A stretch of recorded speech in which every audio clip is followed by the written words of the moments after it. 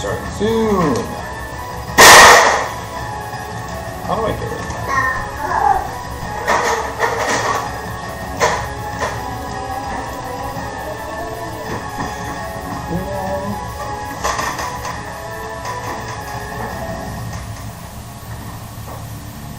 Bum bum bum bum bum bum bum.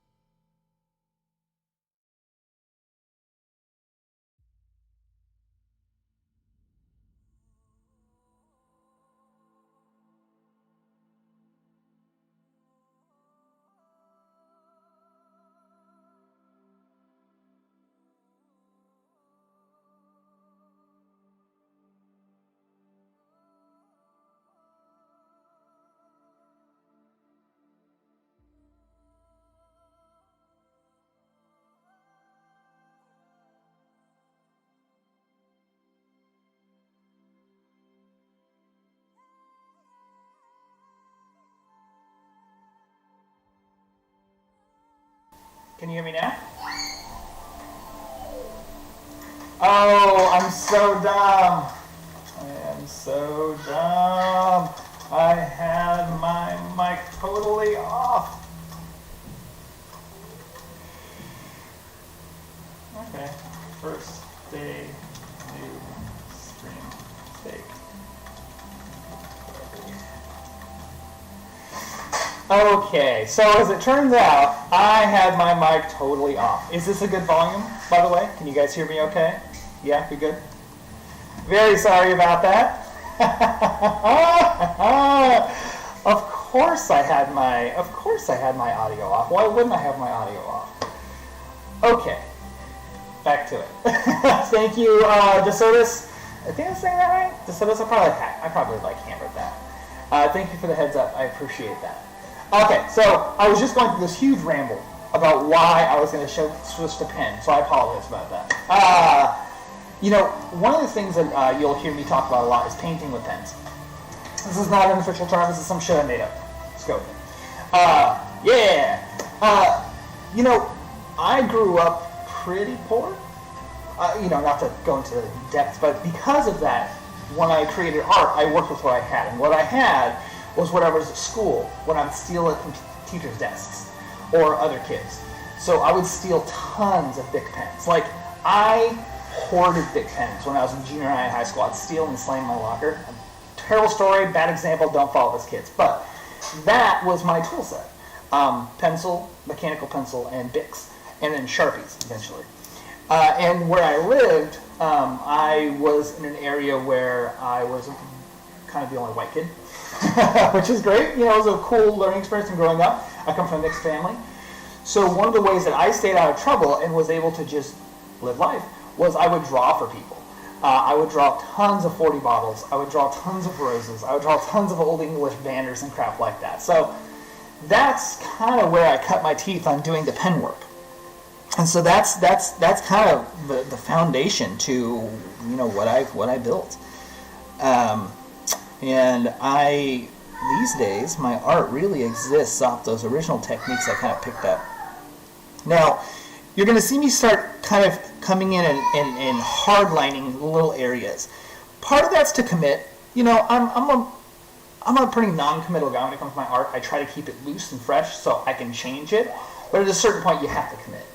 And one of the things I'm doing here is I'm just forcing myself into some decisions I'm going to have to deal with later. Now again, I apologize if the green and red doesn't come through right now, or if it's really hard to see. As things develop, I'm going to get a better camera and a better setup. This is all very hacked together. In fact, the only way you guys are seeing the artwork right now is that I'm grabbing the artwork on Discord and then referencing Discord on OBS. It's some great stuff. Yeah, I'm mostly as a hobby and for a living. For the last 15 years, I've been a designer, I started in video games, concept art. Oh, awesome, thanks, DeSotis. Yeah.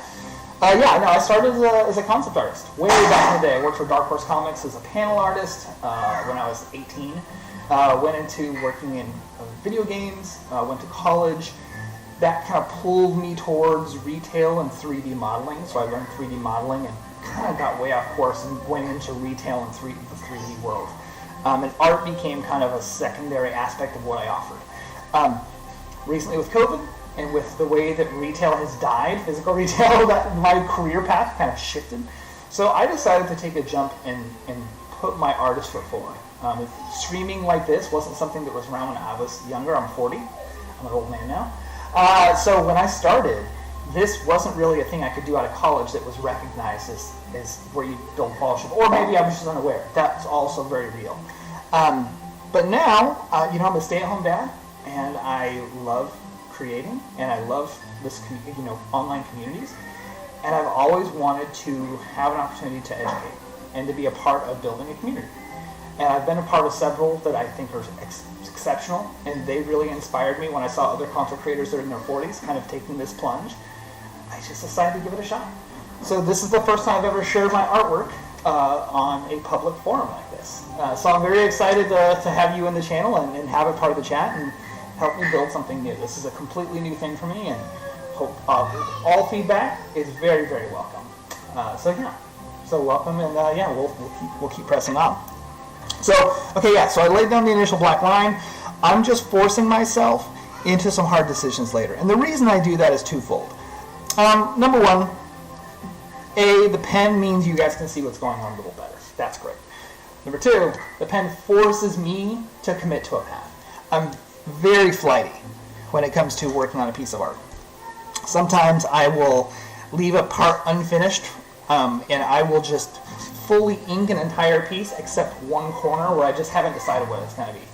So there's no real all the green, then all the red, then all the pen. Sometimes, but that's not the point. The point is just getting to where the work is going to look really clean, and the story's going to come alive. Because again, as an artist, you're just storytelling. That's my whole point of being here is to provide a nice context to the artwork you're seeing. You hear some blocks are banging in the background. That's my son. He's playing in his room with his blocks.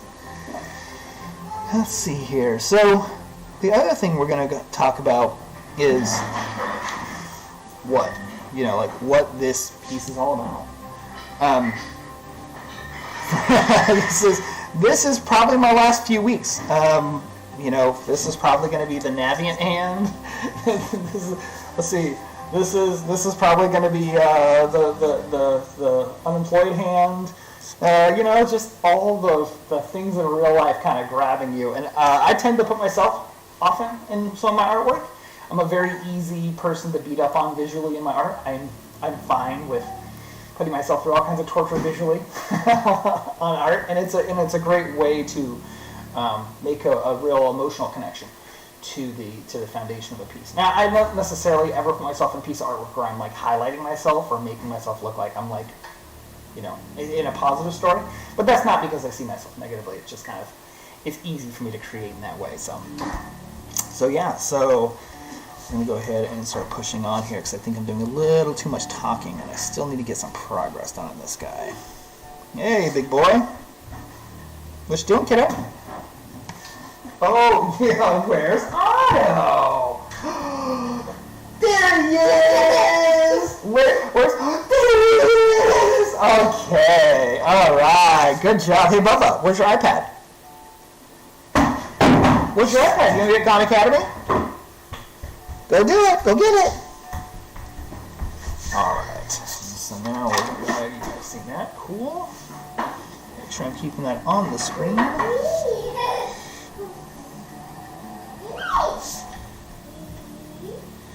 Hopefully the music and everything is at a reasonable level.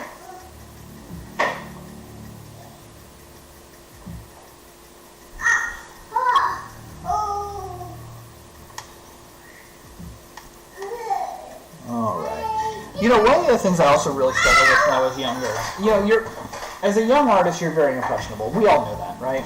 But there are definitely times where I felt like, I didn't know my style, which maybe that's something that a lot of people kind of come across, cope with.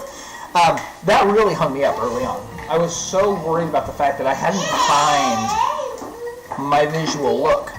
And I actually had, I just didn't recognize it for what it was. I really struggled with understanding, if I don't have my look, how can I make my art? But then you asked me to draw something, I could absolutely draw it. Your style is such an innate thing that just kind of occurs. And for years, that was such a hang-up for me. And we're going to start with some of that painting. I just want to give a little bit of defined context. What I'm going to do here is I'm going to lay in just a little bit of shadow, just so for the whole piece I can decide how dark I want the skin to be. Areas where there's pressure, where this other hand is grasping, you'll obviously have a little bit of a shadow drop there. Again, this is that painting technique I was talking about, where what you're going to see me do is just take and just push and pull. I'm not pushing, there's zero pressure. Think about when you hold your pencil.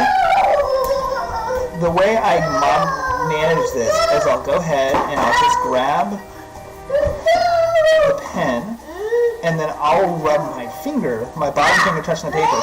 I'll rub that against the paper, and then slowly allow the pen to just drop down. Takes a little practice.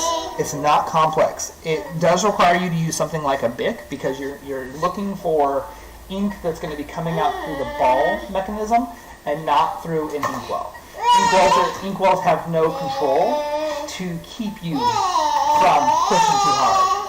I'll be back live calls, but I'll definitely drop back when I can. Keep it up and good luck. Hey, thanks very much, Decidus. I really appreciate your time on the channel, and please welcome back anytime. And comments and suggestions are super welcome. So thanks again for joining, man. Or when, I'm not sure which, but whatever. So again, we're just going to lay in some shadows. You should start seeing this now much better on the screen. This area should show up like a target for you because now, as you can see, the black pushes the green and the red right out of the picture. Now, there was a time where when I did art like this, I was super self-conscious about leaving the green and red. I would try to put it into Photoshop and pull all the color out and make it look super clean. And as I've gotten older and as I started evolving as an artist, I've started to realize that part of what I love about my art, and that's something that's really hard to find, is when you find what you love about your artwork. I enjoy that my process is there. And I started fighting against erasing or color changing the pencil lines. Yeah, for better or worse. Oh, apologies about my son's loudness. He's right behind me. I'm going to lower this a little bit. This is the whole stay-at-home dad thing, you know? Okay, so let's keep going here. So I'm laying in some shadow. We're just going to kind of post that in there, start creating the depth. Now, again, this is skin. And with skin, we're not going to go too hard. Hey, yeah, you're wearing your boots, buddy. Good job. With skin, we're not going to go too crazy. We're going to keep it pretty light. And the reason for that is because, you know, we'll use these hard lines, and all these hard lines you see here, those are going to fall right behind as soon as we apply Sharpie and the Prismas. That's one of the things that's kind of, you know, you have to understand, especially when you're doing this kind of art, is it's not about doing it in a very specific way. It's just about manipulating the tools to the comfort level that you have with those tools. You know, for me, you know, drawing in 3 pencils and then bringing in the Sharpie at the end, that's just my chill mode. That's just how kind of I doodle. And that's something that I've learned over the course of my career, working in 3D and doing retail and whatnot, that it really is about finding your comfort zone and then just existing there. Because everybody does something differently. Everybody approaches their artwork differently. Everybody approaches 3D modeling differently. Everybody approaches their ideas and strategy differently. That's just the name of the game. That's why you hire a bunch of different people to get your ideas out in a very open way. Because the thing is you need that many different approaches. Yeah, it's your hat, buddy. Good job. Yeah, it's your hat. Daddy's in the screen right now, okay? Was it? Will you try that? Okay, I'll hold on to it. Okay, I got it. Okay, so, you know, what? Okay, take the hat back. Oh, get your hat. Hey. Yeah, Daddy's got a drawing that, buddy. So, back to what I was saying. The value that you usually have is the unique offering you have. The unique perspective that your approach is, how you strategize, how you think about art. All of that is so unique to you. And even 2 people that have learned from the same course, the same class, the same educator, the same teacher, you know, it's still, you know, you still have your unique flair. And I think that's one of the things that doesn't get talked about enough. Young artists don't hear that enough. They don't hear the real value you offer is your unique perspective. You know, I think a lot of young artists, when they start drawing, or even older artists, they think that there's kind of a method or a path that they're supposed to take. And it's one of the things that I think is highly underexplained in the creative industry across every branch, whether I'm in gaming or comics or retail or whatever else I've done. There's not enough conversation around you don't have to do art a specific way. And there's not enough conversation around that art is meant to be taken in or consumed in a certain way. Because it's just not the case. It's subjective. question is when somebody sees it, do they have that reaction where they go, oh, because that's what you're looking for. You're looking for that moment where somebody sees it and they feel inspired. Because at the end of the day, when you're creating artwork, you'll notice here, I'm going to do a technique where I'm going to go ahead and show the cubicles on these fingers. I hate when people do fingers without fingernails, but I also hate drawing fingernails. It's just a thing. So what I do is I'll indicate where a fingernail is based off my shading and let your eye decide what that is. It's a subtle thing, but it keeps me from having to fully commit to making the nail. It lets the nail be a highlight, which is a big goal of mine, because in this case there's going to be a decent bit of shadow. My beard is dark. My eyes are going to be black. So I need to think about where I can go ahead and create moments of light. So that's what we're going to do. Just as a heads up for those in the stream right now, I'm going to be streaming until 1 o'clock, at which point I need to take my son out for a walk, and then lunchtime. So we'll just keep cracking on. And so we're developing. Hey guys, also, I'm using a music service that is that is a commercial, streamable. I'm really open to suggestions on music. I can kind of draw to anything, and I like a lot of music. So if there's any preferences, or if you feel like I'm chattering too much, you want me to turn the music up, or whatever the case is, please just let me know. Shoot me a comment. Speak in the comments. I think I might not dual stream next time, because I don't have a unified chat, so I'm not sure. I'm not seeing any chat on YouTube. I'm not sure where my viewers are coming from, so I'm just happy you're here. That's nice. Alright, so let's go ahead and start getting this detail out here.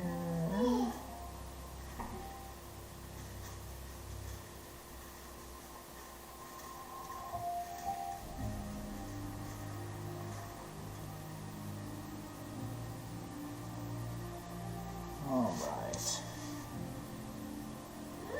And now, again, we're just building soft shadows, but now I'm starting to think about the musculature. Where do I want to show the details of the hand? Do I want to show a vein on the back of the hand? Now, you'll notice that I didn't lay any of that detail out with the green pencil or the red pencil. And the reason for that is because I just don't think that I should plan on those kind of details. Those details can kind of come out in this process. What's the worst that can happen? I put a vein in and it looks awful. Okay, that's cool. I can work around that. I can adjust. So what I'll usually do is I'll start laying in soft shadow for where I'd like to indicate there being some kind of structure on the hand. Let's see.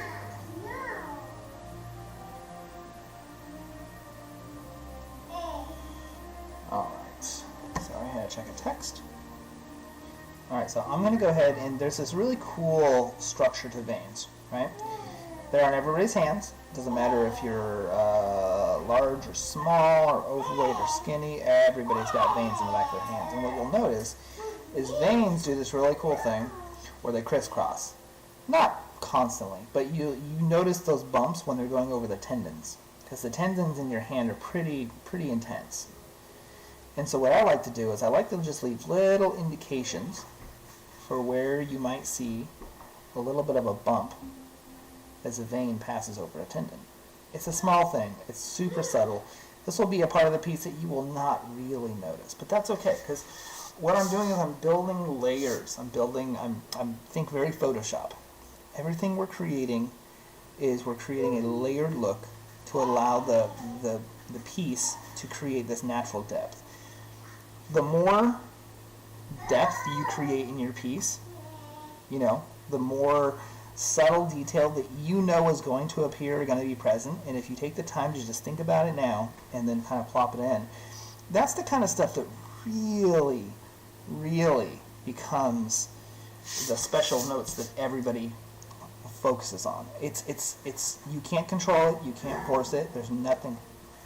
Yeah, buddy. Good job. Hey, Bob, let's not play with the heater, please. Can we not do that? Thanks, monkey. For those hearing me, I'm talking to my son Otto, the 2.5-year-old across the room. Okay, so we are getting the structure in, we're getting the shadow in, we're building these lines up. You know, and this, I'm not going to stay on the hand too much longer. I just needed this to kind of anchor my piece. For me, a big part of this is defining the area that's going to be kind of like your key, like whether it's your key pose, your key shadow, your key visual. To me, I'm making some decisions right now that are going to extend to the entire piece. And that's going to be just part of the DNA of it. And so what I'm going to do is let's just go ahead and build. I'm still painting. It's okay if you see streaky lines. It's okay if it's perfectly smooth. There's no right way that this technique comes out. You just accept that this is what the technique's doing, and you just kind of press in and work your way up. You know, and that's really the trick of it, is you just take your time and you just develop. Got a few new people in the chat or under the stream. Welcome, and glad you're here. Today we're just working on a new piece of art. No real specific purpose behind it. I have a personal goal of working on stream assets this week, making stickers, t-shirt graphics, things like that. Things that I'm going to need. I'm using banners for my different social media platforms, but inspiration is just not hitting me on what those are going to be. And my wife gave me some fantastic ideas, and I'm sure we will approach those at some point, but right now I'm just going to go ahead and work in a space where I know I can kind of enjoy creating. This is one of my favorite arcs on the hand. Hold your hand out and look down with your hand under some light if you ever have the chance, and you'll notice this muscle and this set of tendons right here on your hand create this really cool, defined shape that light and shadow tends to keep. This kind of goes down into the big meat of the hand right here, the big section right here. Well, when your hand is stretched and turned, there's these really cool structure lines that happen here, and this shape is one of the greatest places to catch a lot of cool, intricate, and interesting shadow. So that's what we're going to do. We're going to go ahead and play with that guy and let that be just pronounced. Again, I don't need to put a heavy hard line down, and if this line seems intense, it's going to disappear really quickly. Because the moment we bring some black in here, and I'll just give you an example. Let's say we bring in our 05, I use a Micron 05. Use whatever you want. There's no requirement for any of this. I use cheap tools for a reason, because I'm cheap and I'm cool. So, if we take this, and I'm just going to show you how quickly this thing blows out, you'll notice that I will go ahead and use my heavier line only after I've laid down my soft line. And the reason for that is that the soft line really does give you the best texture on the page. You know, I prefer to work on Bristol. That's what I'm working on right now. I feel like Bristol is tough enough to allow me to go full heavy into Sharpie, but it's also controllable enough to where I can go ahead and just do my pencil work and my pen work. And so I've gone ahead and laid that in. And now you'll notice, look at that corner now. Just that single line of black pushes that pen right back and blows the whole thing up. The intensity that all this was is now way behind. And now if I just go ahead and, again, it's subtle. We don't need to go heavy lines. We save our heavy lines for the outside. I feel like the outside is the best. I also think I'm going to need to put tape on the table so I stop moving the picture out of the camera. That may be something I need to refine. So please let me know. Comments, suggestions, ideas are super welcome. Oh, awesome. Just gave me a follow. Totally missed that before I left. Yeah, any suggestions or ideas are super welcome, guys. I'm brand new to this. I'm looking to build something really special, and I'm looking to build something with a lot of feedback and community involvement, and that's you. So please don't hesitate. I really appreciate the suggestions and the ideas. Okay, so we've got the arm down. I'm going to go ahead and just give a hard line here. You'll notice I don't carry the hard line into the skin. If I did that, let's say I took this line and I followed this with the black line, there's nothing wrong with that. The problem is then I go ahead and I add a really hard line in here and I visually break these two sections of the arm. And the way that this all works properly is by using the black as a hard outline to separate this hand from the hand behind it, which will be pretty essential. Like, that's not always important, but for this piece I need that to happen because I need each hand to feel like it has layer. if you don't go through and hardline around one of these hands, it's actually pretty cool because essentially it'll look like it's almost like all sculpted. All the hands will feel like they're at the same height and the same density and the same placement.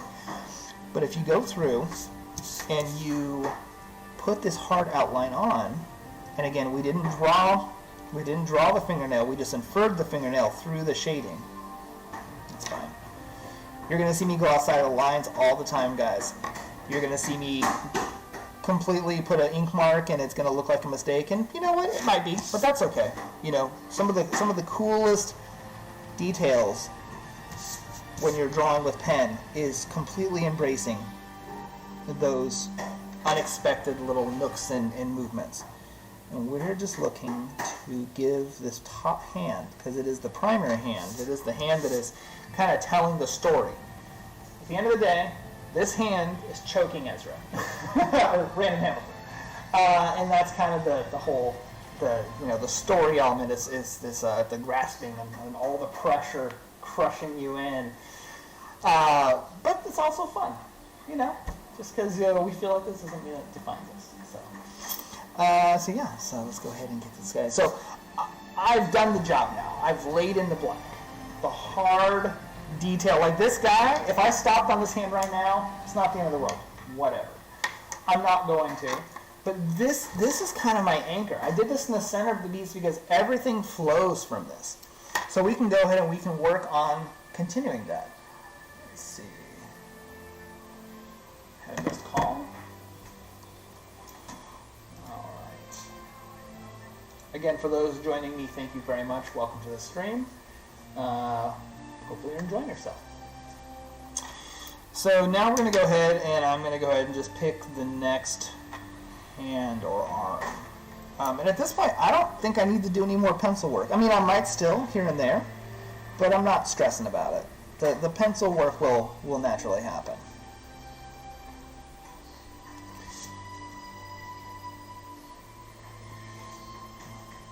So for those watching, I don't know if you have the ability to chat, but do you create art, or is this just interesting as a concept? Where do you draw your inspiration from? How do you approach creating a piece of art like this? Is this a technique, or are there any things that are kind of your go-tos? One of the things that I love being an artist and being a dad now, and being the age I am, I've had the chance to realize that I am a perpetual learner. I'm kind of going to always be a student. I've gone to college twice, one time for game design, industrial design, and artwork, and then another time for law enforcement. I was going for criminal justice. There was a time there back when the market fell out in like 2008, and I had just left school.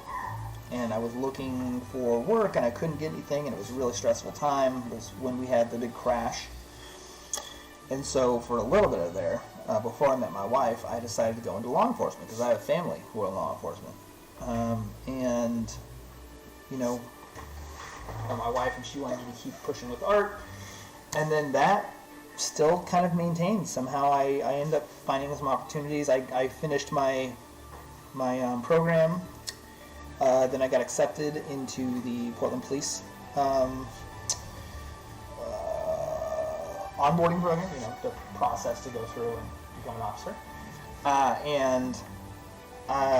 had family who are law enforcement, and they encouraged me to take some time and work in the private sector and keep looking for art. And then if that didn't work out, then they would kind of help me move into that career and go full-time into it. But they really wanted to see me kind of stay in the art world. So I gave it a little more time and ended up working for a nonprofit as an art teacher, working with at-risk youth. And then from there, I found my way back into the industry. It's about a year later that I finally found that first job that took me in at that time. And so, we're just layering. How's it going, big boy? What you doing? Oh yeah, pull your books out. Hey, please don't destroy any more of those, thank you. Alright, let's see.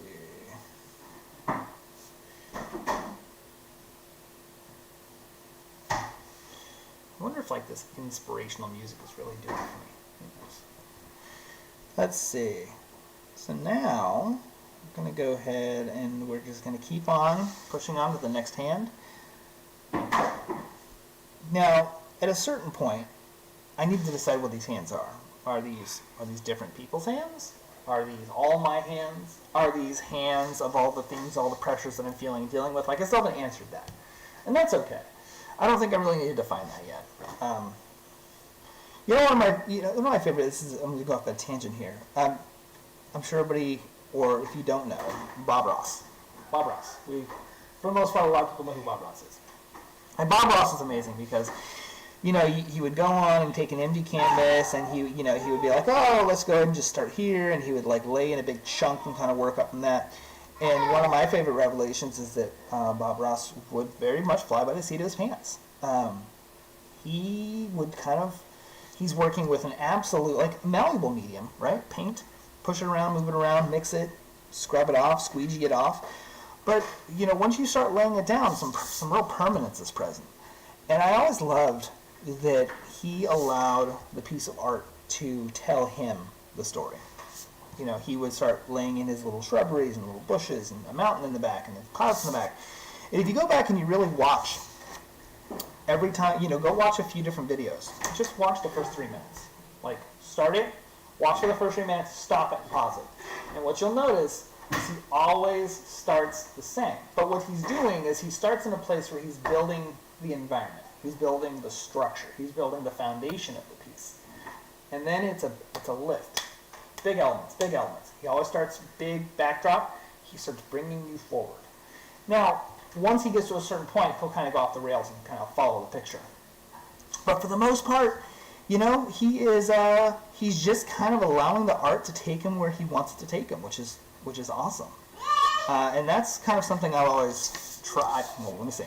I've tried to maintain. I won't say that I'm good at it, but it's a work in progress. We've all got to kind of keep working on stuff and trying to improve ourselves. And yeah, I just like to try and not tell the piece of art what it's going to be, because I don't think that's how you get to good artwork. Some people are exceptional at drawing something that they have decided they already know what it's going to be. They know all the details of it. They know what they're looking for. They know the landmarks. They've drawn it in their heads. They just haven't put it on paper or whatever medium they're using.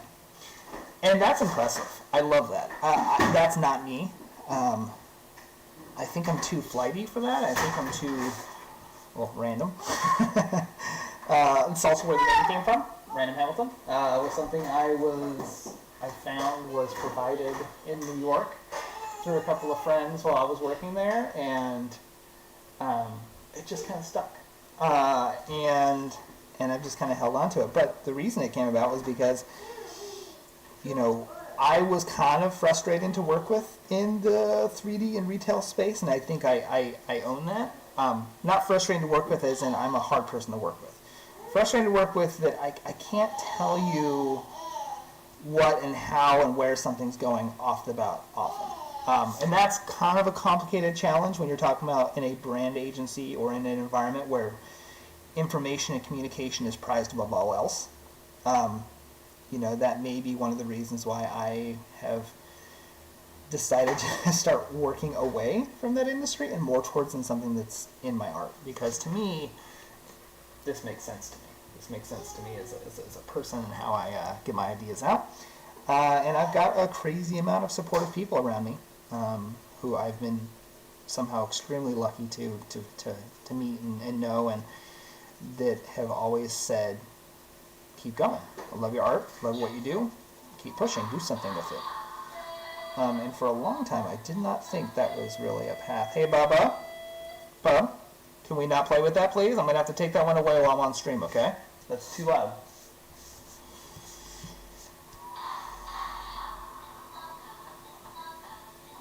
Oh, this is a horrible toy he just found. I thought I had thrown this one away. For any parents out there, every once in a while you'll find a toy that you just need to throw away. This one in the background is one of them. It's horrible. It will not exist in this house after this stream. I'm not going to interrupt things, but that thing's going in the trash.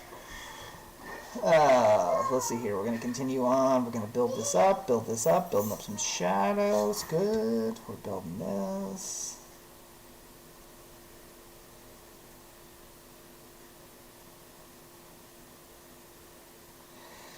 So generally the way that we're running this right now, where I've started a new piece, I kind of penciled it loosely over the weekend, and then on the stream we'll go ahead and we'll just explore it and bring it to life. That's going to kind of be the pace of things. You know, it depends on what the chat wants. Maybe we'll do fan art. Maybe we'll do a specific character. Maybe we do something around a game that we really like. You know, the beauty of being an artist is you can kind of create what everybody wants to see. I'm really open when it comes to art. So if you have ideas or suggestions or feelings on what you would like to see or not see, I know this stuff can seem a little bit out there sometimes. My personal art aesthetic is a little bit more eclectic, I think is a good word to say. And so, you know, whatever you think would be something you would enjoy watching seeing made, or would like to have a piece of art from my style that we can then put into a sticker or something like that. Super open to those ideas. Just a heads up, any of the artwork that we develop on the stream will be 100% downloadable free, full resolution for you at the end of the week. So I'll figure this all out. I'll get thumbs up. 1 second, sorry.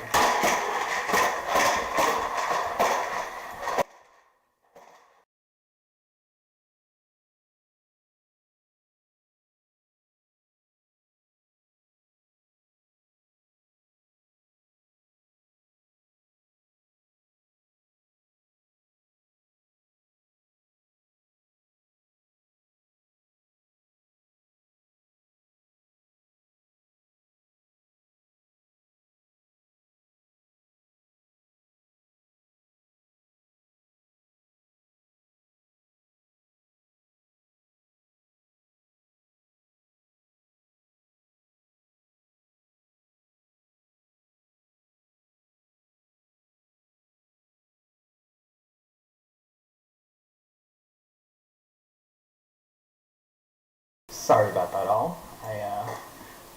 My son also has to adjust me streaming as well. Let's go ahead and play a little here in the background. I think I want something a little more interesting than Adventure Films. Let's go advertising cheerful. I'm on a music app. Okay, there we go. Hey, that's better. I can work with that. Okay. So, back to the rambling, back to the drawing. It looks like we got about an hour and 10 minutes left, which is perfect. And we'll go on our big old walk. It's kind of, Oregon's finally got rain back, which is really nice. I'm in Portland, Oregon. And weather here, ever since we got back from New York a couple of years ago, it's just so different than what it used to be. So right now we're just kind of getting used to Oregon. It feels like Oregon is back to like having the rain when it's supposed to be rainy and overcast, which I kind of love. I know some people really like the sun, and I'm totally down for that, but I don't know. Personally, I like the rain to kind of come in and kind of just make it a little cooler in general.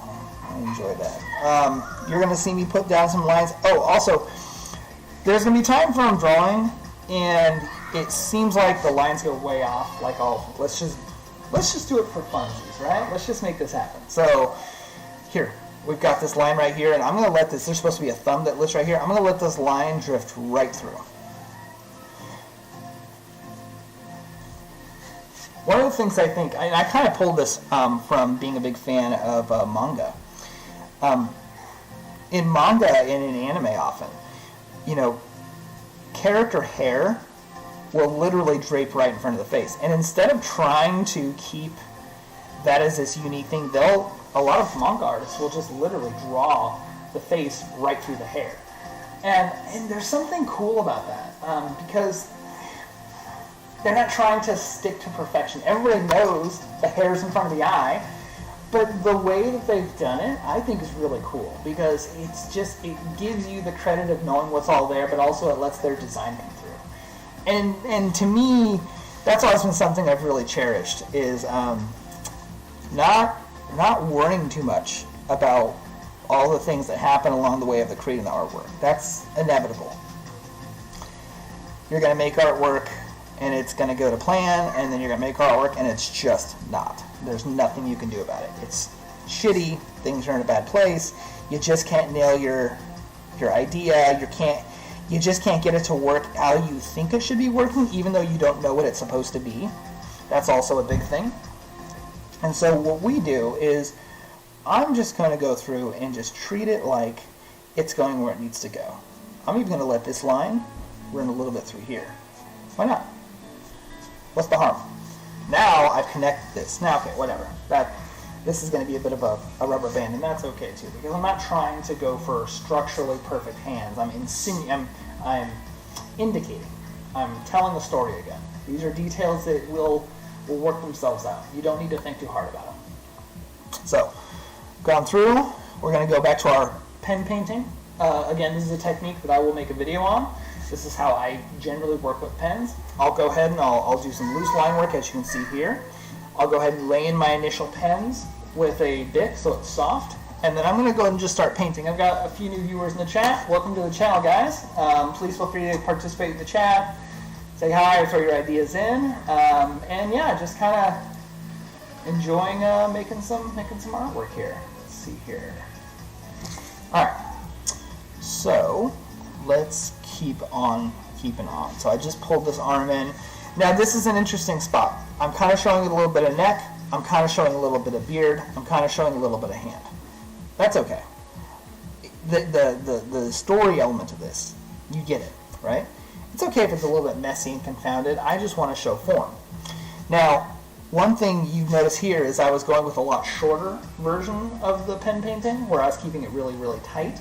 And in this case, I'm going to go ahead and go a little bit longer on this guy, because I want this hand to essentially be the hand that lends into the beard, because the beard is going to be much darker. And so one of the things that you have to understand when you're doing a piece like this is contrast.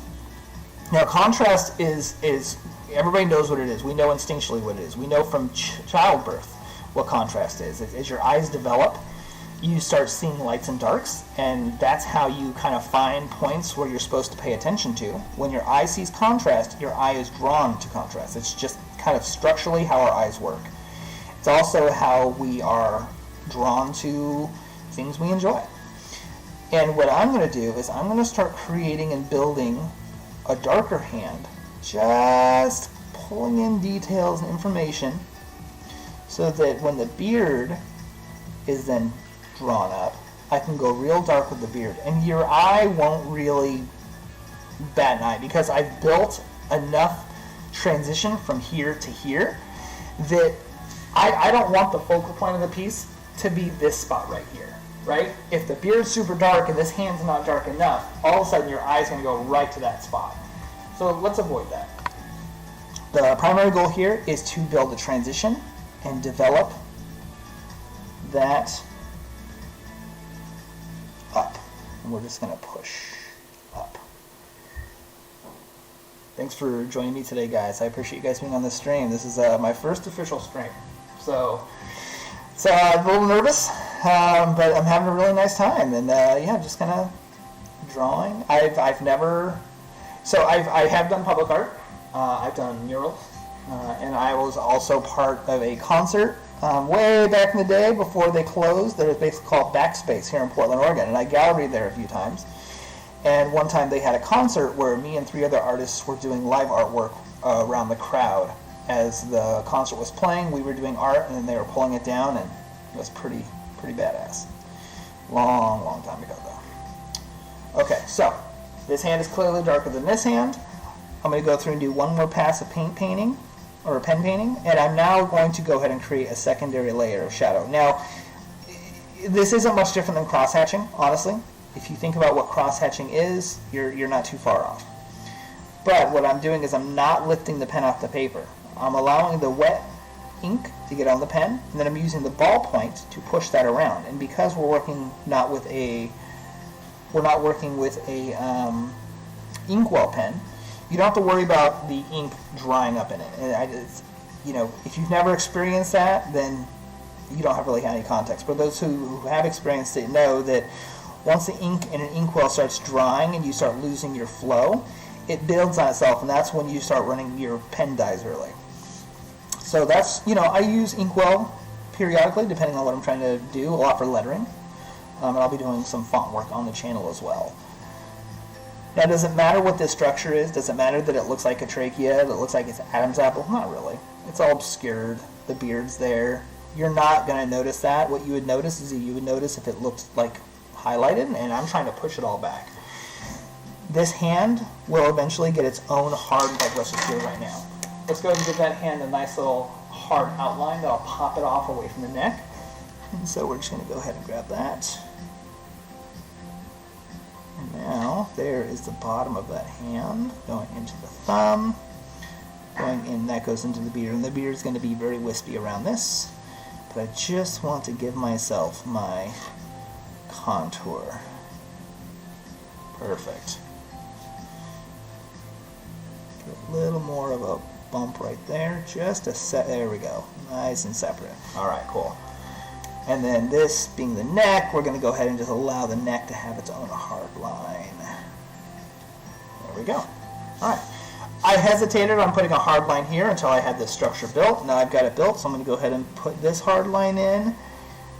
Now, as I mentioned previously, I'm not going to carry this hard black line in, through, and then down the hand, because I want to keep the hand itself kind of as its own beast.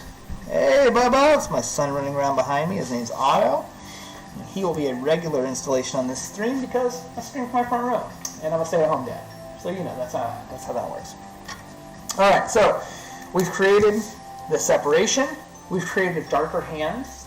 We've really allowed it to say light and then go to darken. And now let's go ahead and just connect the beard. Why not? I do not have a consistent way I do hair. It changes every piece. It's a horrible habit. I'll be the first one to say. I do not have a locked-in technique for it, but I have an approach. The approach is I get my structure in. I don't worry about wispies. Just get the main forms in. You'll notice I kind of lean into a stylization of my art that's a little more like 1930s, 1940s cartoon. I really fell in love with that era. Another artist that I absolutely adore and is a big inspiration to me is Macbeth. For those who haven't looked him up before, I'm going to go ahead and I'm going to type it in the chat. Macbeth. And you will see a lot of hallmarks from what I do that carry between the styles. I think we both have a lot of the same influences. He's just an exceptional artist. Somebody I can only aspire to work towards building something like he's built. Younger guy out of France, 20, I think he's 30 now. 27 when I started following him, 26. And yeah, it's just, it kind of plays in this space of old-fashioned and a little bit of new-fashioned. He tends to do really loose sketches and then take it more into Photoshop and Illustrator, and I really love the results he gets. I don't feel like when I go that route that my artwork translates in the way that I'd like it to. In so much as that when I go to Photoshop with this, I lose the green and the red. I lose the structure and the bones that got me there. And so I really like to go ahead and leave that kind of stuff there and allow that to be present in all the art. And if I go to digital, sometimes that disappears and I lose that personality. Actually, I think that's actually a really good way to put it. I feel like when I go and I take my artwork digital, I lose some of the personality. And that's a real shame, because seeing the process in the artwork is, at least for me, and has always, I felt, really highlighted the story. And I struggle as a storyteller. I like telling stories visually, but I struggle communicating them properly. That's why sometimes my stuff is a little more abstract, and I'm okay with that. I don't need you to get the story to like the artwork. If you like it, if not, then maybe I didn't do a good enough job. That happens for sure. But all I'm doing is I'm kind of laying in groundwork. I'm laying in key points, key foundation pieces. Just laying in the loose information that will allow me to then come in and start painting. Okay, I haven't resolved this area. That area looks like a mash. Who the fuck knows what that area is? Excuse the language. Hey, Papa, is your iPad not working? Oh, did you mess up with the login? Yeah, it's okay. Okay, we gotta give it 1 minute. So my son, very smart, very good on iPad. Still locks himself out because we use his mom's password, which is all 7s, and he's 2.5. I don't give him too hard of a time. Sometimes he gets overzealous, and there you go, big boy. Yeah, go play Khan Academy. That was fun. All right, let's see here. Let's continue. Okay, so we started on the beard. We started laying in the penwork for the beard. Again, no process, no specific technique. It can be anything. This beard could come up all the way almost black. It could be brown. This is to some degree me in this piece, and so if I would be I'm a little more of a darker bearded man. Sometimes I'll leave like little gray hairs in here and stuff, just because I think that properly reflects the way I'm developing in life, which is fun. I'm 40 now, which seems like old man to me, but I know that's pretty common amongst my peers. But man, if I don't feel weird at 40 starting to stream for a first time, it's a cool experience. It's a little like I relate to the game, but one of my favorite discoveries in the last probably 7 months was the number of people that were in my age group that have recently been finding success in this field. And I thought, you know what? I've never allowed myself to put my artwork out there like this. I mean, obviously I've done galleries and stuff, but I've never allowed somebody to see me make the mistakes, go through the process, and just be working. And that's pretty exciting. It's pretty exciting to see, just to let it develop. So yeah, what's the worst that can happen? You make a mistake with your art, and then you come up with you make a solution on stream, and that could be something that becomes part of your process. Okay, so let's start the beard. Okay, so I'm going long strokes. I am not worrying at all about it flowing like hair, because all we're doing right now is we're laying in the bulk. You'll notice around my beard, there's tons of bulk. Even if I took a picture of my beard right now, let's see. Even if I take a picture of my beard right now, and then I gave you a screenshot, you're not going to paint every hair. You're not going to do anything close to that. You're going to go ahead and you're just going to kind of focus on the details around the edge. But the beard itself, this bulk, it's interpretive. It's up to how you approach it. So let's approach it as a block or a chunk. And then from that chunk, we'll pull the details out of it. You'll see what I'm talking about. We're going to start here. I've got these long lines in. Again, we're working with a Bic pen, and I am doing some painting. So this pen painting is a technique I've used for most of my life as an artist. I've always tended to stick to cheap and low-cost art supplies because I am cheap and low-cost. And I'm just going to go ahead and we're just going to push. Now again, you'll notice I'm not picking the pen off the paper very high. I'm trying to keep it the exact same movement. And I'm just I'm following these flow lines I've created and allowing my shading to essentially accommodate and follow with those flow lines. Apologies if I turn the page a lot. That's kind of one of the methods of my drawing.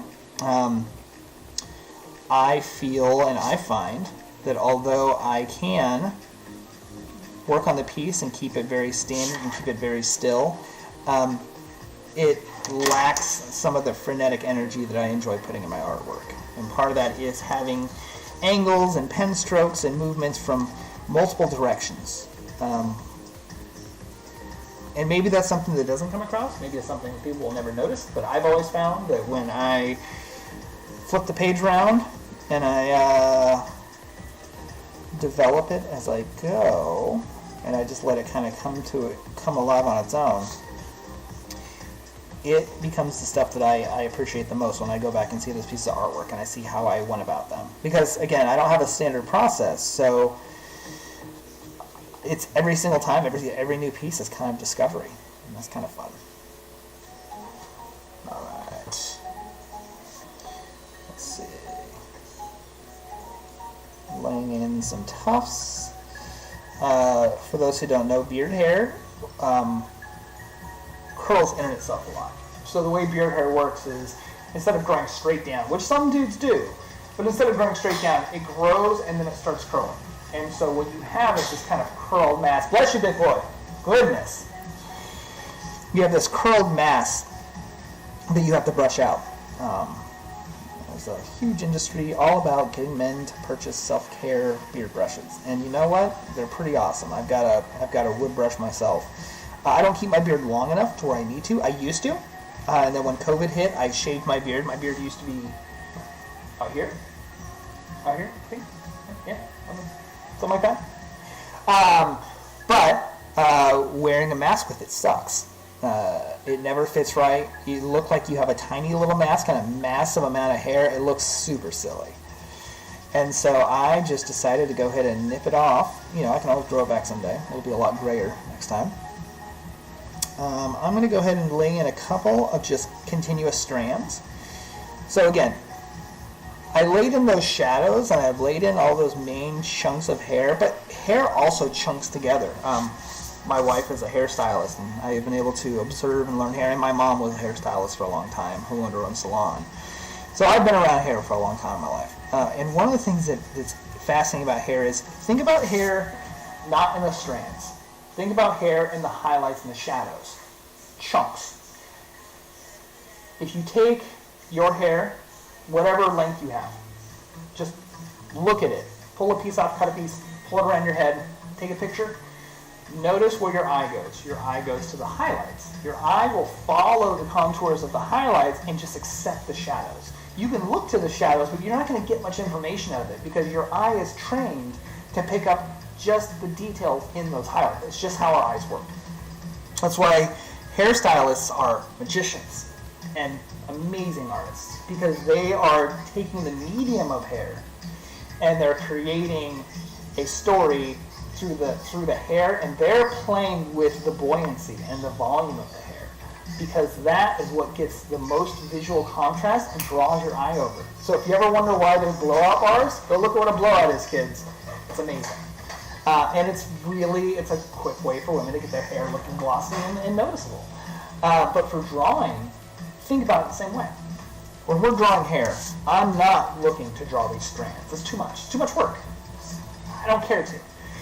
And the more pen we lay down, the more that we have to then justify why that pen's there. And so what I'm doing is I am laying down enough information in one spot to say, oh, the hair is dipping or moving inward on this contour.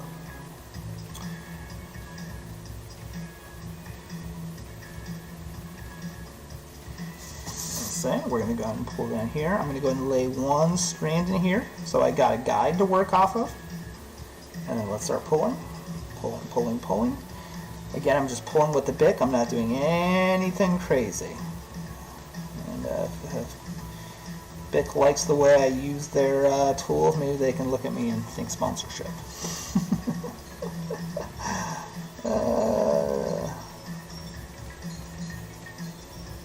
So what about you guys? Anybody that's in the chat? Any ideas, things that you enjoy with art? Things that are, whether you're an artist, whether you create, or whether you simply like having, things that inspire you and the art you like to collect. What are the things that you find yourself drawn into, and how do you approach that? How does that influence the things you love about art? I'm really curious to hear your experiences.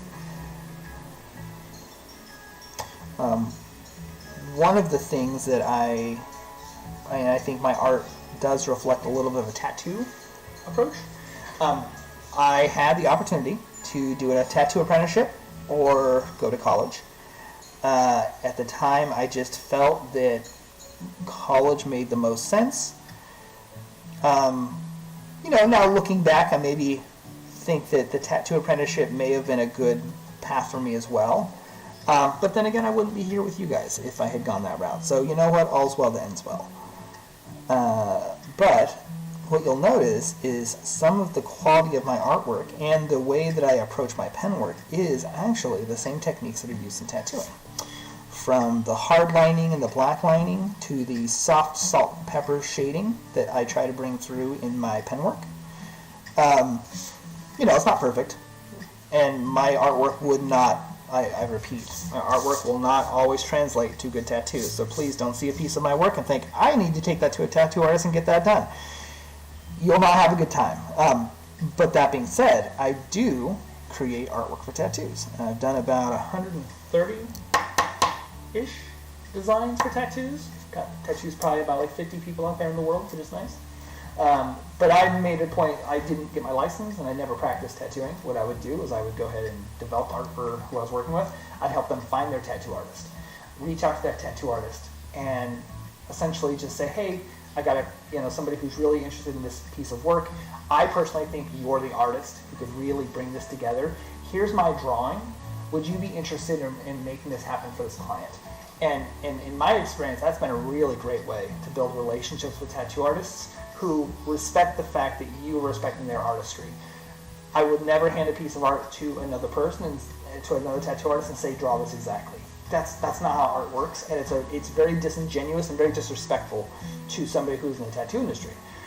So for me, that's always been something I really prided myself on. I've really prided myself on respecting the craft, respect the artist, respect their space, and don't impose and infringe. It's a bad way to live, and it really gets you settled into bad habits where you think your point of view or your approach is the right way. And that's just never the case. There's just no right way when it comes to doing the art, Okay, back to this. Yeah, good job, buddy. I'm going to continue on. I'm going to put one more strand in here. I'm going to let this come up and start defining this curve. Now, you'll notice that I've gone darker around that hand.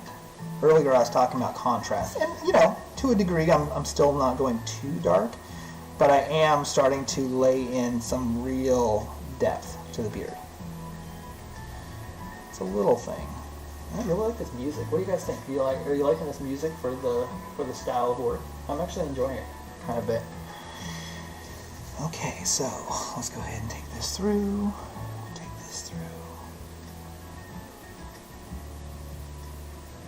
All right. So as you can see, we've started developing this structure down here. You're seeing some stranding in there, and the reason I pen this like I do is because I want to insinuate that there is consistent lines in these shadows. This is very much like the way that hair works, but it's never going to be so defined that you're going to be able to see it. Now, if I wanted to, I could absolutely go that route, right? I could absolutely take a white pen, or I could go through and there's lots of little tricks I could do to kind of bring the depth into those strands, but I just don't necessarily think that they're that vital. Because right now, all I'm trying to do is start to get the bushiness and the flow, the fact that this beard is being grabbed by one hand and twisted. There needs to be enough indication that if the beard wasn't being grabbed in that point, that it would be just kind of fluffy and out there. I've got a few more people in the chat. Welcome to the stream, guys. Thanks for joining me. It's a lot of fun having viewers on my first day of streaming. I did not expect that, so I'm very happy you're here. I'll be doing this every Monday through Friday, 11 to 1, and then back at 4 to 6, around my son's nap schedule, and around possible freelance life coming in. And yeah, just kind of plugging along. Looks like we got another 45 minutes. So we can, how about in the next 45 minutes, I think we can go and work our way through the beard. I think that should be a good stopping point for me to go take the kiddo on a walk. Please like, follow, or if you want to get notifications when I'm going to pop online, if you follow the stream and you can turn the bell for notifications, and that way you can go ahead and get heads up when I'll be on working on this artwork. This work will be done this week, and then we'll post it up, and then we'll go ahead and pick our next project to work on. So any participation ideas or preferences, please post them on Instagram or here. I'd love your thoughts and ideas. Help me build something. That's what I'm looking to do right now. So thank you very much. Okay, so let's see here. I've got a little bit of twistiness that I've brought in here. Let's harden this arc just a little bit, just to create the insinuation that this part of the beard hair is in front. Also, one thing that you're seeing, I indicated it here with this turn, right? So I've turned the hair because I want the feeling to be I grab and there's a twist. Like think about when you grab something, right? You don't go grab it and hold on to it and then just rest your hand there. Generally, you're grabbing to pull, you're grabbing to twist, you're grabbing to push, you're grabbing to affect, right? So in this case, the hand is reaching up and grabbing, and then there's a pull and a tug with a twist. And so that twist is going to come through in the beard hair. And so start it here with this downturn of this hair, and let's go ahead and just continue that. I'm going to go ahead and take this, and I'm going to take that twist and follow it into a deeper curve. Let's create some movement in the hair. So I've got that laid in a line. I'm going to go ahead and just start softening that out. Because again, we don't need to create high points of contrast, we're just creating flow. And because we're just doing the painting with the Bic, all I'm doing is dragging and pulling, dragging and pulling. We don't need to do hard lines, we don't need to do intense lines. The beard's going to be dark because I've got a dark beard, so we can go as dark as we need to. We're just going to pull, we're going to pull, pulling, pulling, pulling, pulling, pulling. Okay. All right. Go. Now we've created this, and now I can go ahead and really push this twist. Now I'm not going to have really intense hairs twisting, but what you're going to see is these lines I've laid in here that kind of indicate what's happening with that curve. I'm going to go ahead and drop a shine, like a shadow shine along that, and that's going to really define that that darkness. So let's just go ahead and here. And there we go. Just like that. We use the lines to guide the eye, and then we use the shadows to define the highlights. And again, we are soft. There's no rush. There's no need to put pressure on it. It's a Bic. I've got 50 of them. Don't worry about it. Sometimes your Bics will die, by the way. Sometimes you'll be going through this process, you'll be drawing, and all of a sudden it starts clumping up, or you start getting a clumpier result. Two options. Take that Bic, go to another piece of paper, give it about 15 minutes of drawing, and if it starts acting normal, you can go back to your piece. The other thing you can do is you can take your pen, take your hands, put the pen nib in the middle, and then start just slowly, lightly massaging the pen. What you're doing is you're creating heat and friction in the part of the ball point. So the ball essentially when you push down, the ball pushes up and the heat comes out. It's kind of the method. Sometimes that can get a little dry, and you'll notice inconsistency. And the worst part about painting and doing artwork with a pen in this way is if you have an inconsistent pen. So the trick is, and this is really important, go to another pen if your pen starts acting up. It doesn't happen all the time. As you can see, we've been on this pen. I've been using this pen for like 4 days. I've had zero problems. I'm still got tons and tons and tons of ink. We're good. But it's all about the nib, and that's what kind of creates the result. So I'm going to go ahead and just start pushing, pushing, pushing. I'm going to create a line that follows this curve that we've just created. This is great. Beautiful. There we go. That happened much better than I thought it would. So good job, Ezra. Let's go and get a secondary one. This carries this line. There we go. Okay. This line already has a nice curve, and this creates almost as if it's almost like it was intended. Weird. And we're just painting and pulling, painting and pulling. All we're doing. Yeah, buddy. Now, again, this is something we covered early in the stream. So if you weren't here for this, one thing I would say with working with pen is that you cannot be precious. And what I mean by that is things are going to happen that you can't control. There's no, unless you're a master, and that's certainly not me. You can only control the medium to so far. I can control what I draw on, which is Bristol. I can control what pen I use and how I approach it, but I'm along for the ride more than anything else. I'm just the one driving the car. So the trick is accepting the things that happen that you don't expect. It doesn't have to be perfect. It will never be perfect, and that's okay. Sometimes you just have to let the art kind of come to life on its own and not try to force it, not worry about it. And again, we're talking about working with pen here. There's just no right or wrong way. It's an impossible thing to try to define that. And for some people, that may be what they need to execute. It may be essential for them to feel validated in their process. And more power to them. Everybody creates on their own and creates how they do, and that's just life. But I'm of the firm belief that however you choose to do it is probably the right way for you, and that's a cool place to be. Finding your creative method is awesome, and it's not something that's easy to come across. Guys, I'm 40. This is the first time I've ever shared my work like this, where I show my process. I have not had the confidence to be in this position to do this, to share this with people until now, to be perfectly honest. And it's just one of those things. In fact, I avoided a career as an artist because I didn't think that I had the chops to be an artist. Take that for what it is. But it's been a good experience to be able to start learning later in life that this is actually a viable path that I always had available to me. But I was the one standing in my way. So it's just what it is, I got a pretty cool kid, a pretty amazing wife, got all that kind of taken care of, and now it's one of those times where you're like, wait a second, I can do this.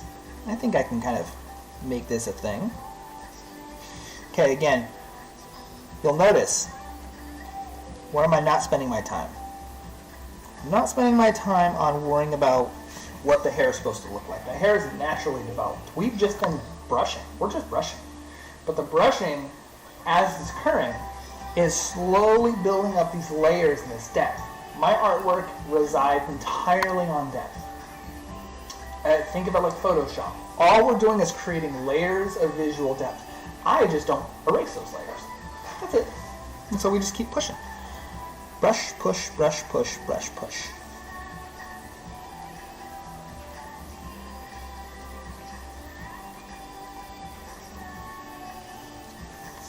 Okay. Now, let's go ahead and just pull this out. Coming up, I will be making technique videos. We'll be making art videos. I'll be making lots of upcoming content. I still have to get my intros sorted out. I'm working with a gentleman who is an amazing musician, and he is going to be making me some custom audio for my social media channels, and I'll be doing some artwork for him and helping him redevelop his visual brand for social media. So that'll be fun. And I'll be doing probably most of that work on stream, so you guys will get to see how I handle a client project and get come along for the ride. One of the things that I've decided to make happen, if I'm doing freelance or I'm working with another content creator, is to just get their sign off that they're okay if I share their development of their work on my channel. I think it adds a nice tie between to where my skill set's at and what they're looking for. It allows me to kind of bridge those two worlds together. And eventually I'm not going to be doing much of that. Eventually I'll be doing just artwork for us, for the stream, eventually for an art book. We'll see. This is a work in progress, is a big idea. And eventually, I'm going to start learning ZBrush sculpting on the channel. Now, I've used ZBrush for years. I've used ZBrush probably going on 7-8 years now, but I've never fully committed myself to sculpting full characters in ZBrush. And I know I can. I sculpt in real life. I physically sculpt clay. I can draw the characters, and I know I can sculpt them. I've never taken the opportunity to develop that skill set and really make it all in. But I would like to transition my art into vinyl toys. I would really, really, really like to do a yearly release of an art book and a yearly release of a vinyl toy collection. That's kind of my long-term business goals and building, along with merch. But I would like to create, and I have this crazy idea. So tell me if you think it's stupid. I think that we can do an art book entirely built from the channel. Suggestions, ideas. It doesn't have to be a specific theme. It can be so many different bits of subject matter. But I would like the channel to have a hand in what we craft, which means that we pick the subject matter to be drawn. The drawings then are what we use to decide. We'll do like a lineup, and we'll pick which ones we think should be the first run of vinyl toys. We'll redraw them with the intent of them being made as a vinyl toy, and then we'll go ahead and we'll sculpt them, and then you'll go through the process with me, going through finding a printer and getting the molds made. And then once we have the molds, we can go ahead and reach out and look to a vendor who will then print the vinyl toys, and then we'll host them on the channel. Subscribers of mine, once we eventually get to that point, I fully plan on subscribers of mine having full access to the artwork and the entire art book that comes out fully free, fully downloadable free as a digital copy. I'll still have to sell the physical because it costs money to make these things.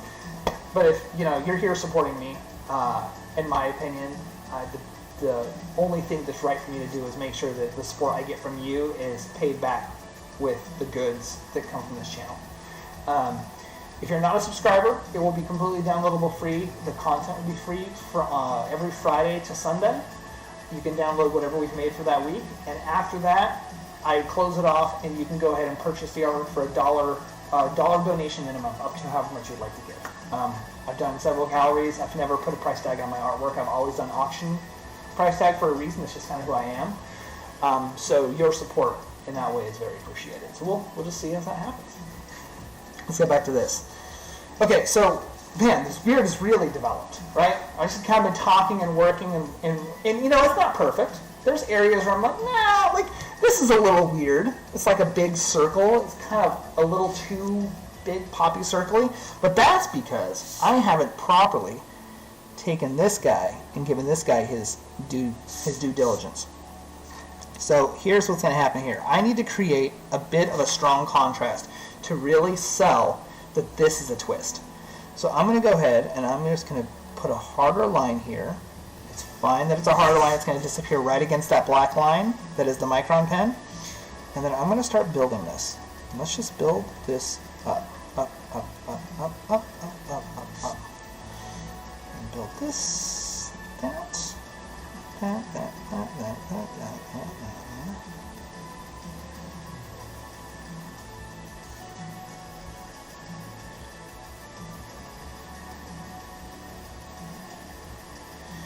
All right, now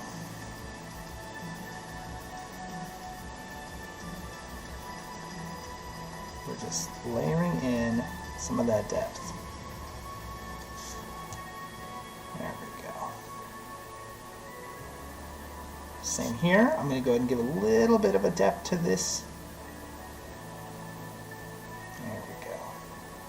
Again, the rises and falls in hair. How's it going over there, big boy? You liking your Khan Academy? Yeah. How you doing? Okay, good. Just gotta check with the kiddo. Not important. Alright, so now, let's see, we've got this bit there, got this bit there. Okay, let's go ahead and let's build out, let's justify that shape. Okay, again, with pen painting, we're not pressing hard. I'm just allowing it to scoot across the page, and then I'm pulling the ink. There's no pressure here. It's really about letting the ink just naturally eke out, and then using the paper before the ink dries to pull the ink, and that creates that softness. Think of what's a good comparison here? My first idea for comparison sucked, so I didn't say it. Trying to think of something that's comparable in the world where you put it down and it stays wet and you can kind of move it around and instigate it. It's very much in the way of the way I think of when I'm sculpting with clay. When I'm sculpting with clay, I work with a few different mediums. Sometimes I'll do what's called kneaditite, which is a 2-part epoxy. You have about a 10-minute window before it starts to stiffen enough for it to work with it. And then from that point, you've got, depending on the mix you did between the 2 compounds, you've got between 10 minutes and 40 minutes. That's a really wide window, but that's where the real magic of that material comes down to how much room you give yourself to work based off the amount. Yeah, is it not working, buddy? Is the TV not working? Okay, I'll go look. Hey guys, we'll be right back. Daddy thing. 1 second. I'll be right back. Quick intermission. Okay, come on. Let's go turn it on. Well, that's working. Here. Look, it's working. There you go. Hey, do you want to go on a walk in a little while? Do you want to walk in a little while?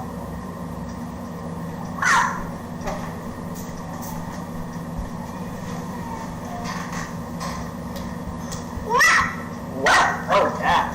Sorry about that. Also, my intermission screen is not built correctly. I will fix that. Thank you for sticking around. Apologize. Looks like we have about 25, just shy of 30 minutes left. So we're going to keep pushing on and keep drawing.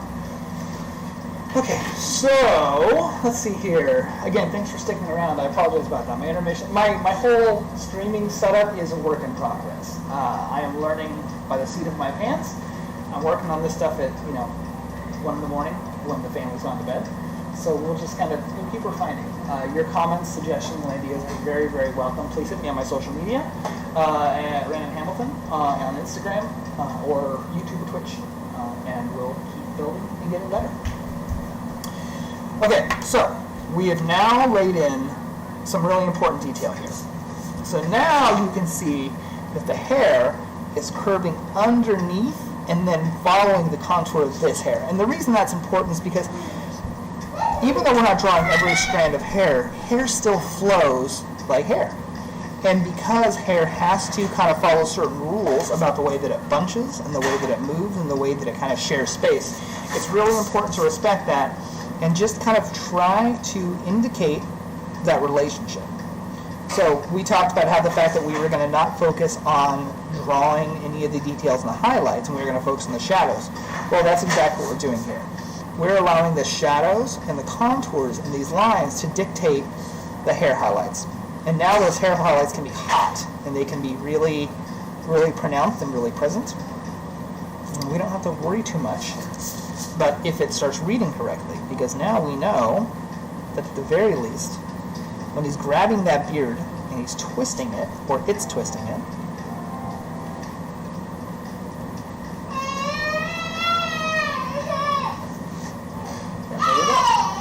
you're right, big boy, you're okay. Alright, so let's go ahead and pull this in. Okay. And then we're going to pull. And we're just pulling. For those not aware, I'm working on Bristol board. I'm using a Bic pen. I'm using a technique called pen painting. That's not a real thing. I just made that shit up. But I'm sure somebody out there is convinced that that's a real thing. So, whatever. I call it pen painting because it helps me keep in mind how I need to approach it. I don't need to be heavy-handed. I don't need to define anything in any specific way. I don't need to force the artwork. The subject matter and just respecting highlights, lowlights, shading, that will naturally define what I'm trying to get across. And if it doesn't, then I'll do better next time. You know, sometimes the best laid plans, and no matter how hard you try for your artwork to come out in a very specific way, sometimes it's just not possible. And that's okay. You know, that's part of art. I'm pretty sure that if you go back and look at any major painter out there, somebody can argue a stroke or a color or an angle or a detail that may have not been ideal or intended, but it is as it's intended to be because the artist left it. And I think there's something really cool about that. I think there's something really special about respecting the artist's wishes to embrace unintended actors, I guess is the best way to say that. Okay, so we have properly, now I think we can properly say that anybody who sees this will indicate, oh yes, he's grabbing that beard. Could it grab differently? Absolutely. Could these details look differently to indicate a different grasping? 100%. But what you're seeing is enough of a clear picture and an idea of the approach that it's viable, it's passable.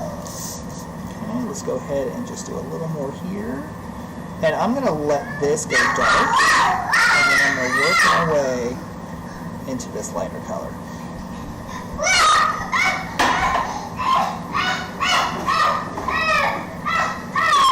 Bobby with my son, he is young and excited to go on his walk. So we'll go on his walk in 20 minutes, and he knows it. We've got a very, we keep a pretty tight schedule in our home, which is great. Makes for a much more viable day. Barb, can we keep it down a little bit, please? Did you finish your milk? Did you finish your milk? Ah, let's finish our milk up, please. All right. There we go. Okay, there we go. He's grasping the beard. He's twisting it. That's good. So we've created the foundation. Now, when we look at the beard itself, it's kind of, we already kind of know what's going to happen. We're just going to continue on, you know. So we're going to continue on with these highlights or these lowlights, these shade. And I'm going to go ahead and I'm just going to keep creating indication and flow. I'm just laying in my groundwork. Let's see, I've got a few. Wow. Yeah. All right. I'm just going to keep pushing here.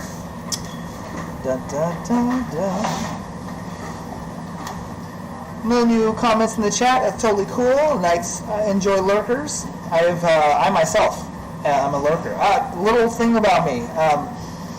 I spend a lot of my time just, you know, in the world of checking out YouTube and watching channels, watching Twitch streams. I like working to it. I actually really enjoy working to content creators. I think that they offer often unexpected, unique perspectives that I have found gives me great insight into them that you just don't get on the surface. You have to kind of sit there and listen to them and listen to the way they respond to certain things that come up in the news and their chat puts in front of them. But I tend not to interact. I'm pretty quiet. I don't talk a lot in the streams that I'm in, which is kind of silly for me to then ask for something different from my guests. But you know what? There's a lot of people out there who really enjoy the engagement aspect and the talking part, and I would love to be able to provide that environment for you. Okay, so we haven't defined this. This is that big mess of pencil that I was talking about. This area may require me to come in with the red and really define it. Right now, I'm kind of okay allowing it to stay loose and just keeping our focus under the nose. So the nose is kind of our barrier. Everything under the nose we can develop. Hey, Bubba, leave that alone. No. All right, good job. Hey, high five. Here, you want a piece of paper? Here, you can draw on this. Draw right there. Good job. Use your crayon. Yeah, good boy. Look at that artwork. Keep it on the paper, okay? On the paper. Good job. Oh, we have some artistry going on here that is much more impressive than what I've got going on. I'll tell you that much. I will share it with you guys as soon as he is done in his moment of creation. Up. Not on the floor. Hey, this? No, only on the paper, okay? I know. You just draw on the paper? Just on the paper, okay? It's okay. It's fine. You got inspired. That's cool. Just only draw on the paper, okay? We don't draw on the floor because mommy and daddy can't pay for that. All right. So, continuing on. Let's see here. Let's keep pushing. Developing this beard. We got the strands. Oh, thanks, buddy. Do you need to have the air on right now? Hopefully not. And then, one of the things I talked about earlier is that the beard is going to be naturally dark.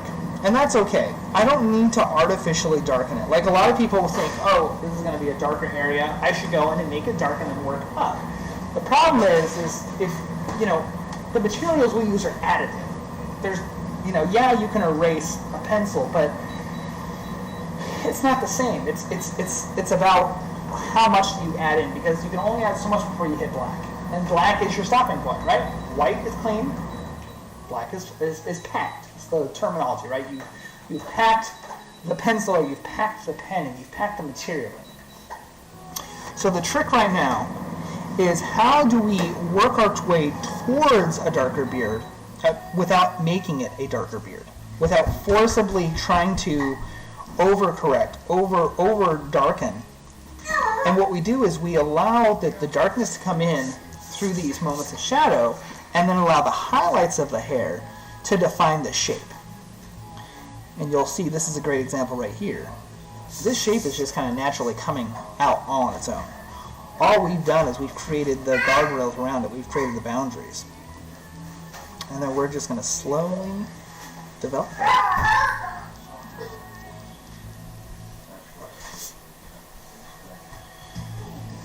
Okay, that's good. Let's go here. Hey, monkey. What you doing, big boy? Hey, monkey, you want to go on a walk in a little while? Oh, what is that? Can I have that? You want to give it to me? Where'd you put it in the trash? Go put it in the trash.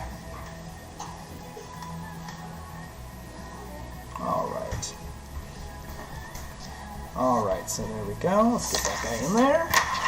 Beautiful.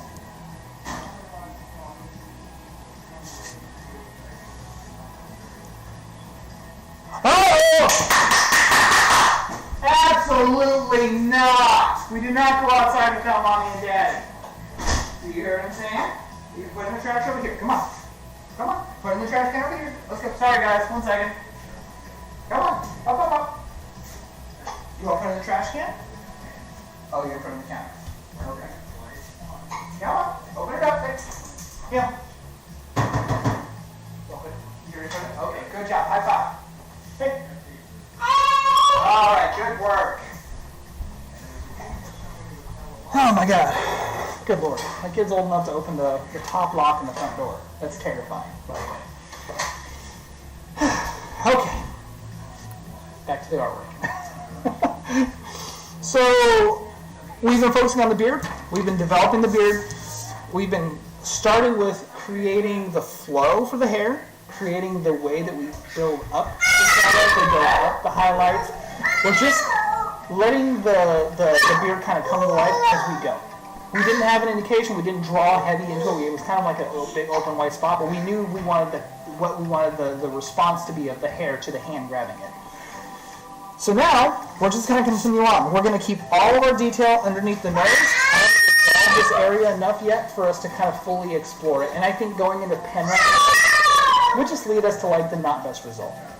So we're going to kind of stick with what we know is working. And right now, I feel like this area is really working.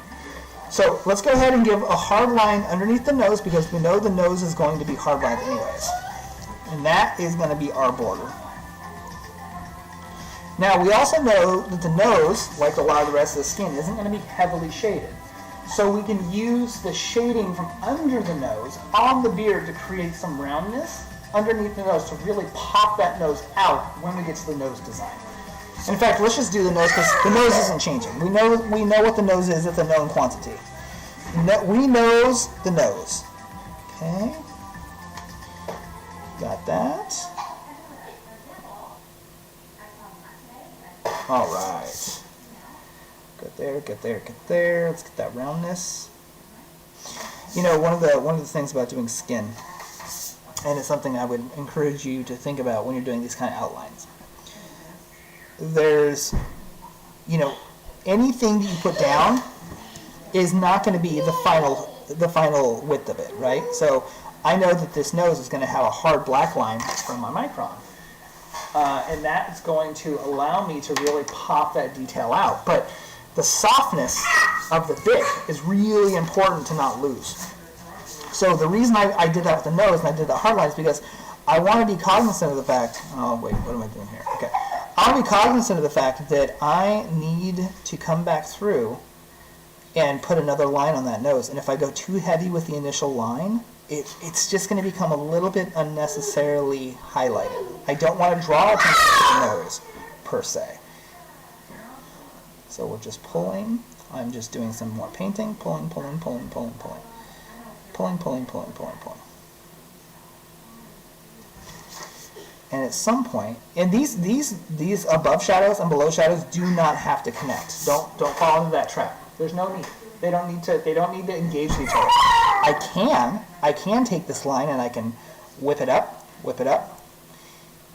provide little contained shapes in the mustache, and it looks like that's working pretty well for me. But it's by no means an essential piece of what we're doing here. So let's go ahead and do some more. Morgan Taylor. For those joining me, thank you very much. Thanks for being part of the stream. I'll be streaming for about another 13 minutes, and I'm taking this wild guy on a walk and for lunch, and then I'll be back later this afternoon. So again, thank you for your participation and just being here. It's great. So let's go ahead and keep pushing.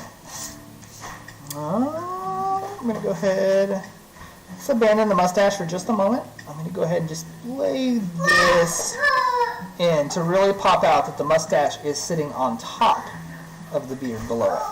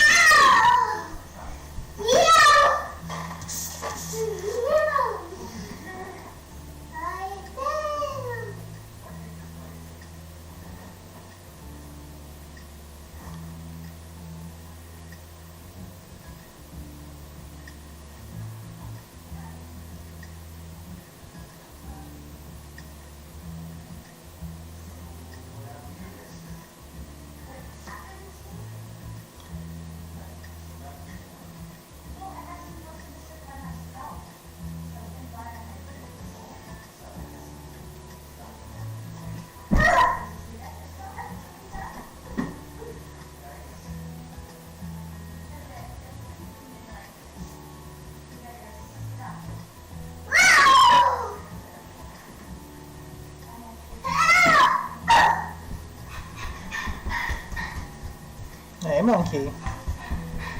I know, we're almost ready. Almost ready for that walk. Okay. So we're continuing to pull. I am just kind of finding little moments in here. There's no rhyme or reason to this process. It's just about for me, I've got a lot of curls in my beard. And I'm not going to draw all those here. But I can create moments where you get little tufts, little whirls, little dips, little movements, just to indicate that that's kind of the way the beard's going to act. It's not that important. To the overall piece, it's not that important. But if I'm telling you a story element about one aspect of this piece of art and you get more context through the way I've drawn it, then again, that lends itself to that depth we were talking about. It's all about the level of depth that you're willing to put into the artwork, and then just the layers you want to kind of build up. So we're just going to keep pushing.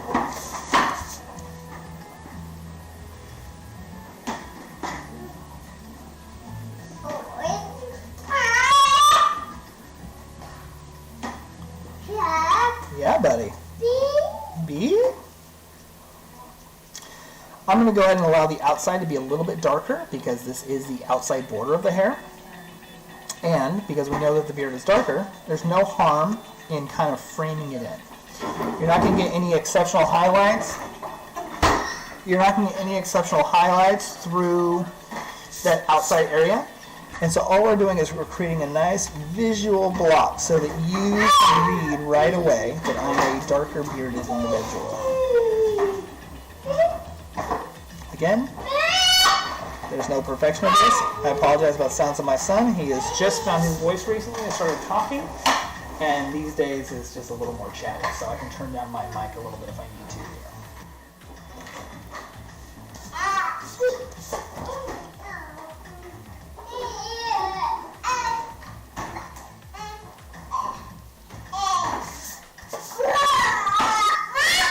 Mom's not here, buddy.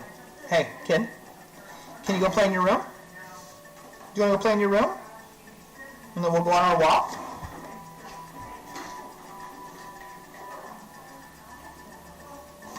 Yeah, you want to take your bike into your room, buddy? Yeah, probably not, huh? That sounds way too easy, huh, buddy? I know. How dare Daddy come up with ideas like that? Those don't prescribe to the auto way of thinking. No sir, no how.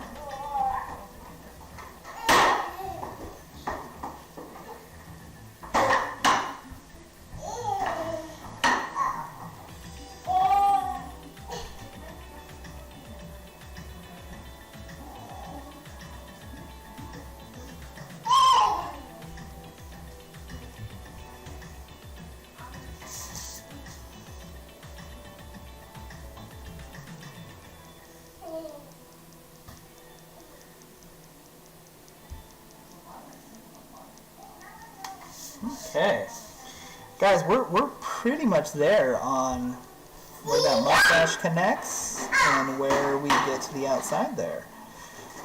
Now, again, as you can see, I'm not going for a hyper-realistic piece. I'm going for a piece that lives in between the realistic and the abstract. You can get away with certain things. You can get away with certain ways of not forcing the art to be one thing or the other. But just know that there's areas where you're going to be like, how does this resolve? And it's kind of okay not resolving them. I don't need to force and say, oh, well, this has to look like this because that's the way it works in real life. Who cares? Who cares? Nobody cares. Just make it look good. If it looks good, you've done your job. As an artist, all you're trying to do is work towards developing an idea and showing and indicating what you're trying to get across visually. How you go about it and where you decide to stop are really up to your preference. But as you can see, again, we've created that darkening naturally. We've built it up slowly. And yeah, if you don't have patience, this might seem like a real pain, but maybe you just need to do it for a little while and step away and come back. But this is just kind of my way of working, and I find that it works pretty reasonable. At least when I'm developing a piece.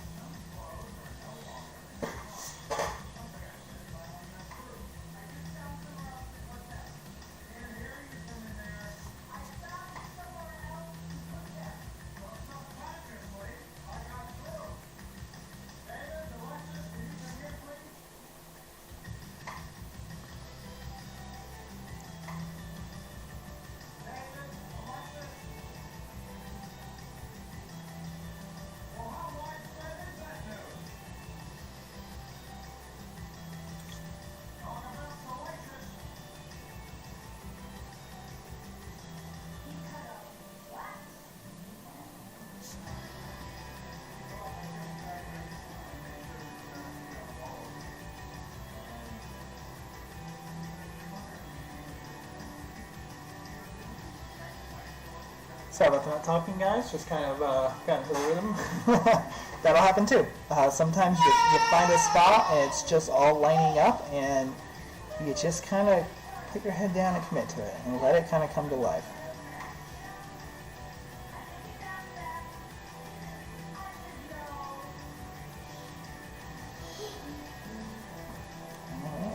have created our beard.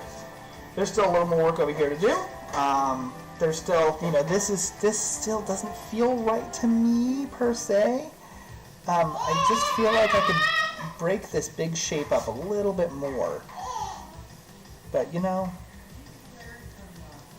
nothing says I can't come back to it. Nothing says I can't retire from this area on the piece and keep going. So we'll just see how that comes across. But alright guys, well I think that's a good time to kind of wrap things up. Thank you again for joining me for the stream today. I will be back this afternoon between the hours... Hey, Papa! No! Don't touch. Yay! I'll be back from 4 to 6 today to keep working on this piece. My goal was to get this piece finished by the end of the week, which I think is super realistic. We're pushing fast really quick. And then I'll post it up on my blog, and you can download it full resolution for free. All right, y'all. Talk to you later. Thank you very much for being here, and have a great rest of your day. Maybe I'll see you later. Bye.